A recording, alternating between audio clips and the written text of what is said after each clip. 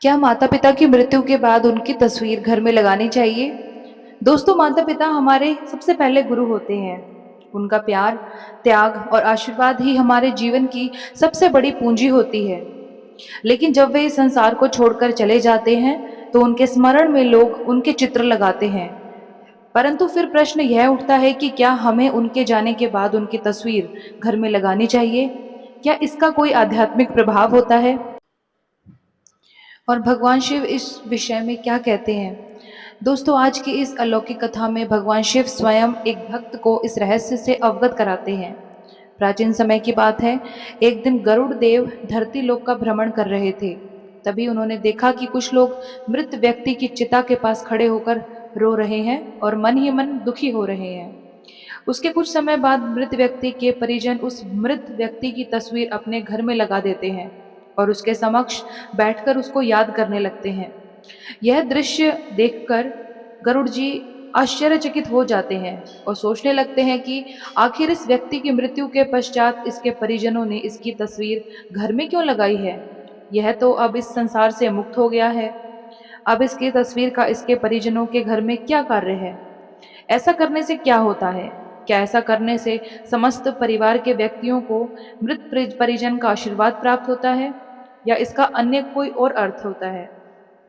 गरुड़ देव उस दृश्य को देखकर कुछ भी समझ नहीं पाते हैं और अपने प्रश्नों का उत्तर पाने के लिए भगवान विष्णु के पास जाने का निश्चय करते हैं। भगवान विष्णु के पास पहुंचकर गरुड़ देव उन्हें प्रणाम करते हैं। गरुड़ देव को देखकर भगवान विष्णु समझ जाते हैं कि अवश्य ही आज गरुड़ देव कुछ शंका को लेकर आए हैं।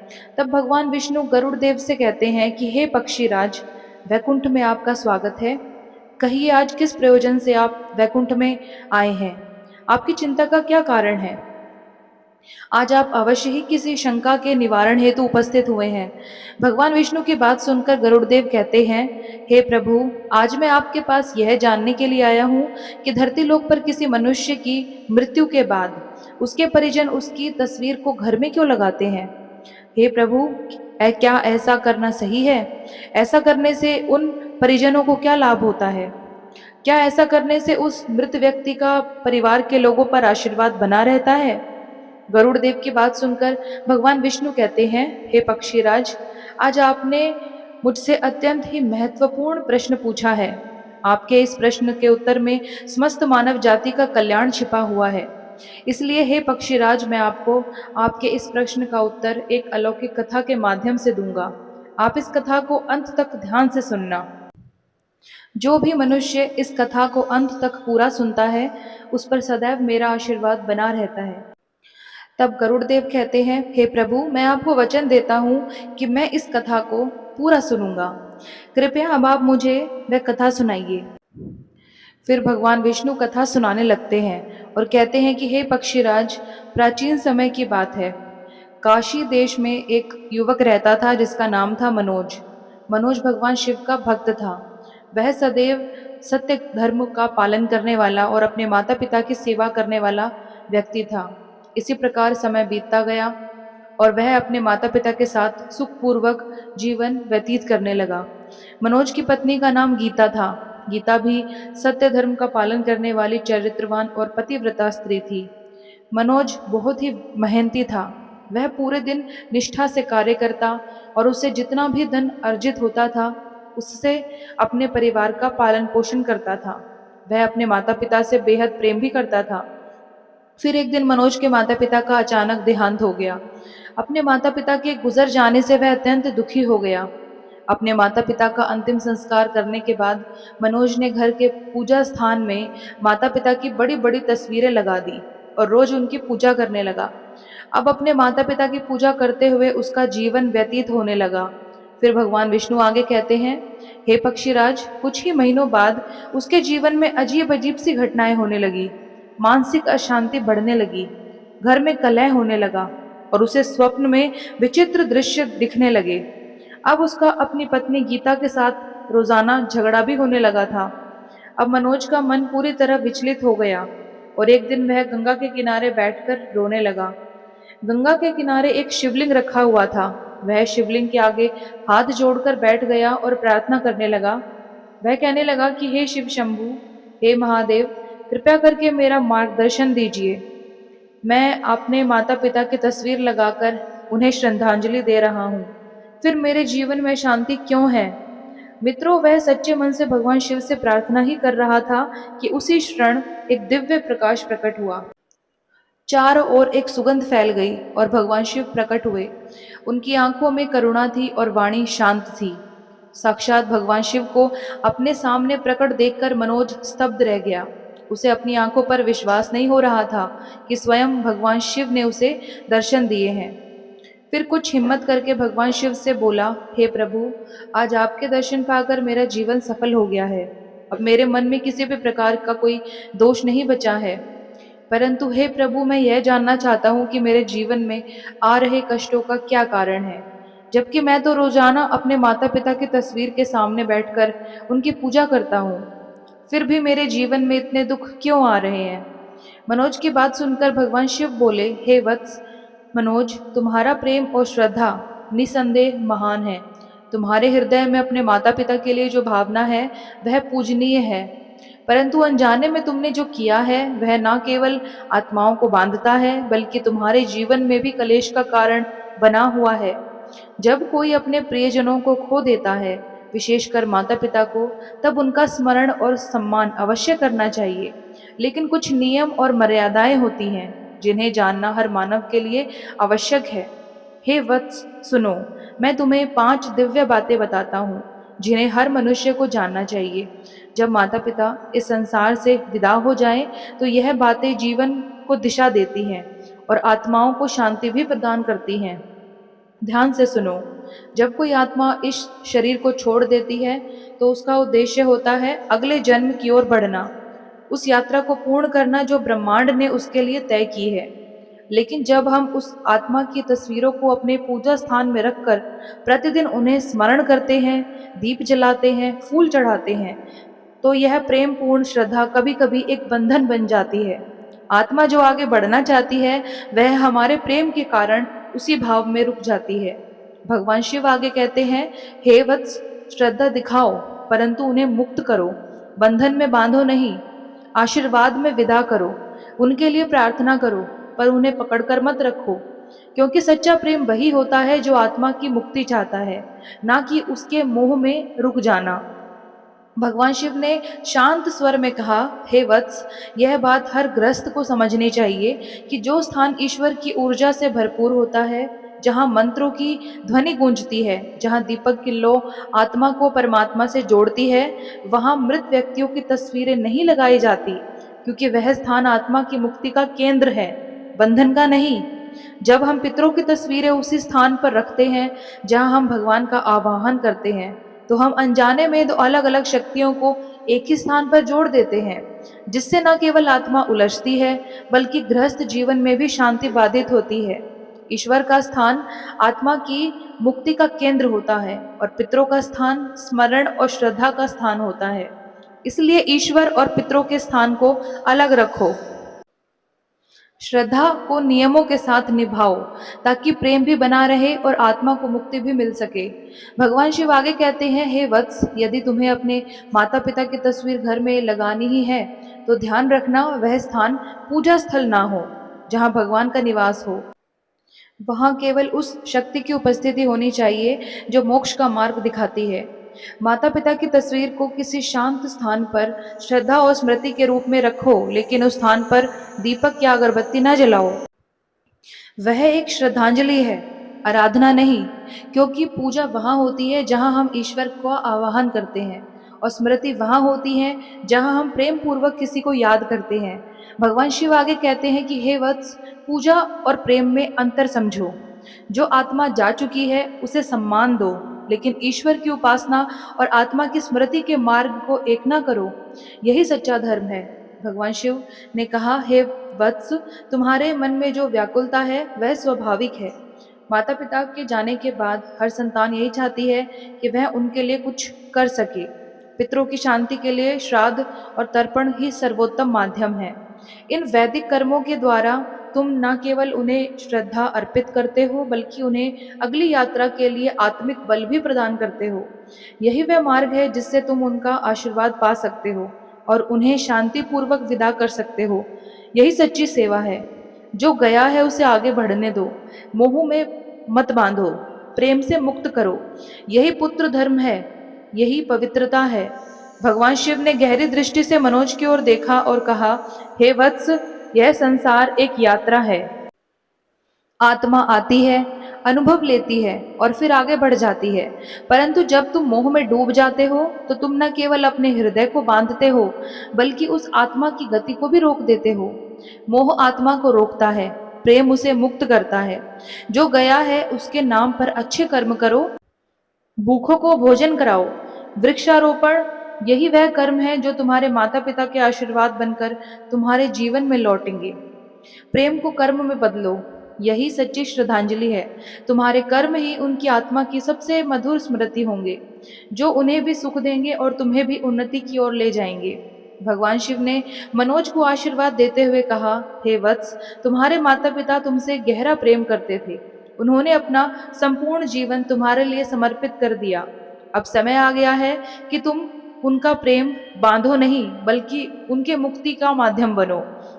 यदि तुम अपने घर में सुख और शांति चाहते हो तो पहले उन आत्माओं को शांति दो जो अब इस लोक में नहीं रही। श्रद्धा रखना आवश्यक है, पर उसे संयम से जोड़ो और अपने जीवन को ज्ञान से सजग बनाओ, तभी तुम्हारा प्रेम सच्चा कहलाएगा। हे वत्स, हमारे सनातन धर्म में घर में मृत परिजनों की तस्वीर लगाने की परंपरा एक गहरी आध्यात्मिक भावना और संस्कृति से जुड़ी है। इसके पीछे कई धार्मिक, भावनात्मक और सामाजिक कारण है। मृत परिजन की तस्वीर लगाने का मुख्य उद्देश्य उन्हें श्रद्धांजलि देना और उनके प्रति आदर प्रकट करना होता है। इससे परिवार के लोग उन्हें हमेशा याद रखते हैं और उनकी शिक्षाओं और मूल्यों को जीवन में उतारते हैं। हिंदू धर्म में यह माना जाता है कि हर व्यक्ति पर पितृ ऋण होता है, यानी अपने पूर्वजों का ऋण। उनकी तस्वीर लगाने से यह भाव बना रहता है कि हम उनके ऋणी हैं और उन्हें सम्मान दे रहे हैं। यह विश्वास किया जाता है कि पूर्वजों की आत्माएं हमें देखती हैं और मार्गदर्शन करती हैं। उनकी तस्वीर घर में लगाने से ऐसा माना जाता है कि उनका आशीर्वाद हमेशा हमारे साथ रहता है। सालों से चली आ रही यह परंपरा घर के वातावरण को आध्यात्मिक बनाए रखती है। इससे घर में एक पवित्र और शांतिपूर्ण ऊर्जा बनी रहती है। कई लोग मानते हैं कि मृत परिजन की तस्वीर देखकर ऐसा महसूस होता है कि वे अभी भी हमारे साथ हैं, जो भावनात्मक रूप से सहारा देता है, खासकर मुश्किल समय में। अंत में भगवान शिव ने अपनी वाणी को विराम देते हुए कहा कि हे पुत्र, हो सकता है कि वह एक तस्वीर लगी हुई है, लेकिन उसके पीछे एक आशीर्वाद की अदृश्य शक्ति है। एक आत्मा जो अब भी हमें देख रही है और कह रही है कि बेटा, मैं यही हूँ। मनोज ने भगवान शिव के उपदेशों को हृदय से स्वीकार किया। फिर भगवान शिव उस स्थान से अंतर्धान हो गए और फिर भगवान विष्णु आगे कहते हैं कि हे पक्षीराज, अब मनोज ने अपने माता पिता की तस्वीर को पूजा स्थान से अलग एक शांत कोने में स्थान दिया, जहां बस स्मृति थी, आराधना नहीं। हर वर्ष वह श्राद्ध करता, तर्पण करता और उनके नाम पर गरीबों की सेवा करता रहता। धीरे धीरे उसके घर में फिर से सुख और शांति लौट आई। नकारात्मक ऊर्जा समाप्त हुई, मानसिक अशांति मिट गई और अब उसकी पत्नी गीता के साथ उसके लड़ाई झगड़े भी बंद हो गए। और सबसे बड़ी बात, भगवान शिव की कृपा से उसका मन भी शांत हुआ और आत्मा भी, क्योंकि जब प्रेम मोह से ऊपर उठता है तो वह मुक्ति बन जाता है, और जब श्रद्धा ज्ञान से जुड़ती है तो जीवन में शांति लौटती है।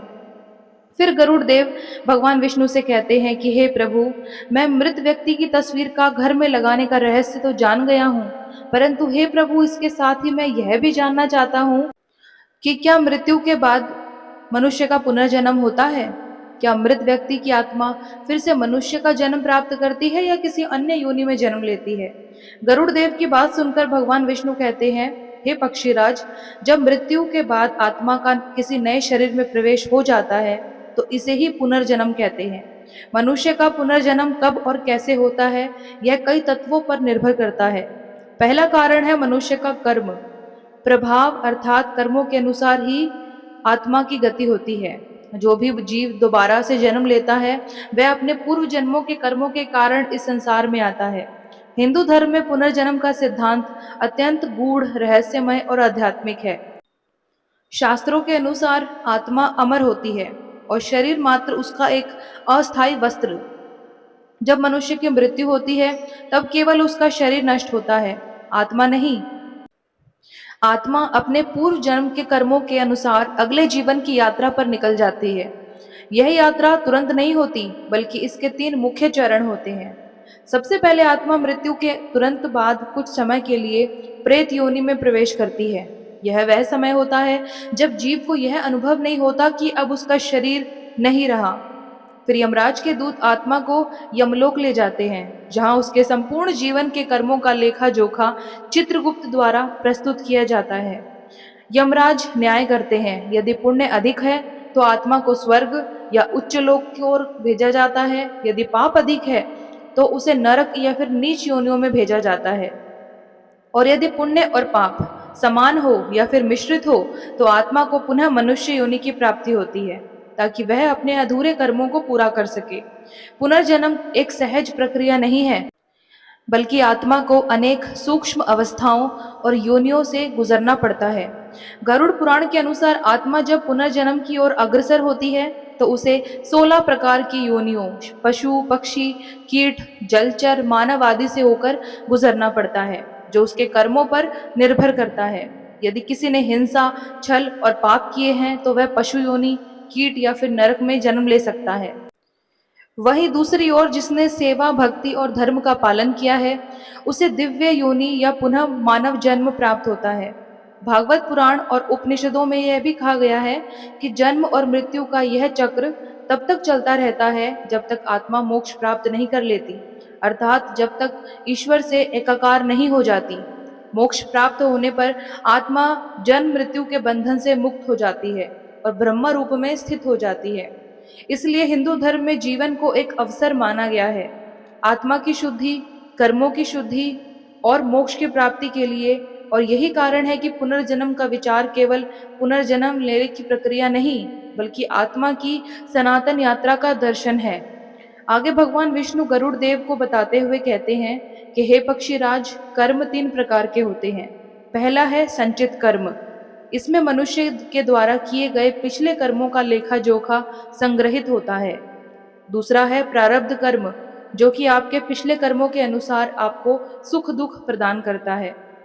जो भी सुख दुख मनुष्य के जीवन में आते हैं वह उसके प्रारब्ध में किए गए कर्मों का संग्रह ही होता है। तीसरा है क्रियामान कर्म।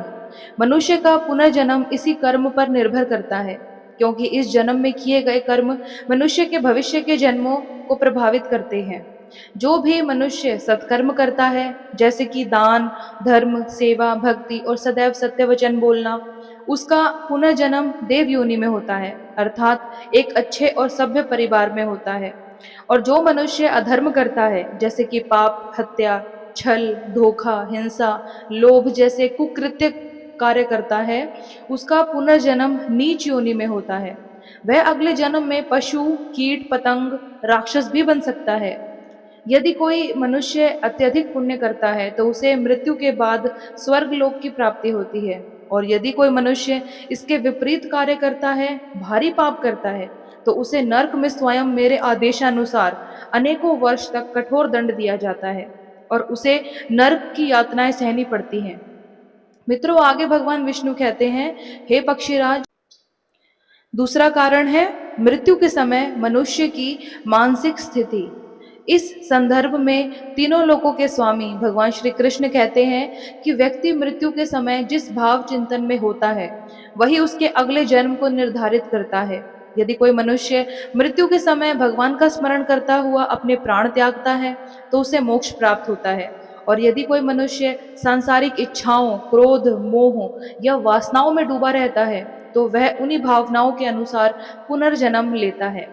फिर भगवान विष्णु आगे कहते हैं कि हे पक्षीराज, उम्मीद है अब आपको आपके सभी प्रश्नों के उत्तर मिल गए होंगे।